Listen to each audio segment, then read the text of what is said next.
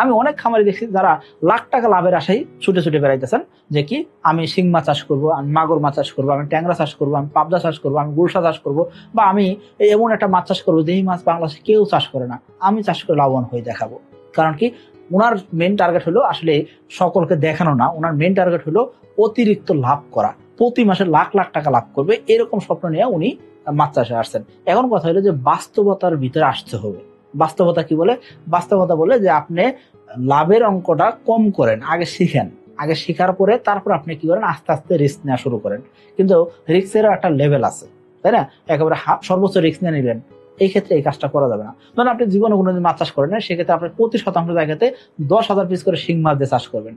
এখন 10,000 পিস শিং মাছ আমি নিজে চাষ করার সাহস করতে পারি না, আপনি এই জায়গায় এসে চাষ করার সাহস করতেছেন। কারণ কি আপনার কাছে মনে হচ্ছে এখন অনেক লাভ হবে, 7 মাস পরে 5 মাস পরে মাছ বিক্রি করে দিব, অথবা 3 মাস পরে মাছ বিক্রি করে দিব। কারণ কি বিভিন্ন ধরনের মেডিসিন খাওয়াইতেছি, এই মেডিসিন খাইলে মাছ ফুলে ফেপে এরকম বড় হয়ে যাবে।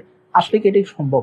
এটা সম্ভব না। আপনাকে খেয়াল করতে হবে অধিক ঘনত্বে মাছ চাষ মানে কি অধিক রিস্ক। এই রিস্কটা আপনি নিতে পারবেন কিনা, আপনার পুঁজিটা হারাবেন কিনা, এই জিনিসগুলো আপনাকে চিন্তা করতে হবে। লাখ লাখ টাকা লাভের আশায় না ছুটে আপনি কি করেন, আপনার শতাংশে 3,000 টাকা 4,000 টাকা লাভ করার চেষ্টা করেন, এবং এই লাভটা আপনি প্রতি 4 মাস অন্তর অন্তর করার চেষ্টা করেন।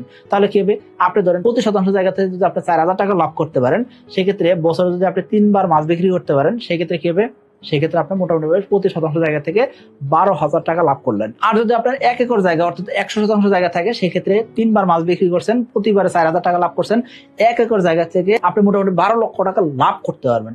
তাহলে মানে প্রতি মাসে 1 লক্ষ টাকা লাভ করতে পারছেন যে আপনি এসিতে লাভে চাষ করেন। আমি বলবো এই জন্য আপনাকে অতিরিক্ত লাভের আশা না ছুটে আপনি কি করেন, আপনি একই পুকুরে বারংবার মাছ চাষ করেন, বারংবার বিক্রি করেন, এবং কি এতে করে আপনার লাভের পার্সেন্টেজ কম হলেও দিন শেষে অনেক টাকা লাভ হবে যদি আপনি বারংবার বিক্রি করতে পারেন। আর যদি আপনি অধিক ঘনত্বে চাষ করবো, বারংবার রিস্ক নিব, নেন, সমস্যা নাই।